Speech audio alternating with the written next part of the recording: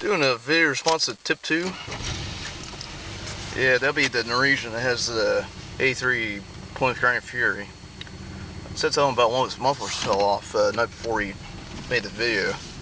Now mine was just an exhaust leak that accidentally hit that curb right there, just for backing it in.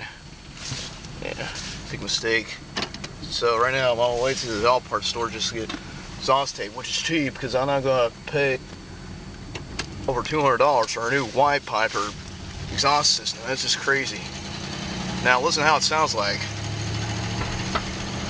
Sound like one of these old time V8s though, but that's not the sound I'm looking for. I'm just looking for a new muffler and hopefully get a wide pipe behind it, because you can't put a dual exhaust on this one because of the gas tank on all Chrysler M-Buys.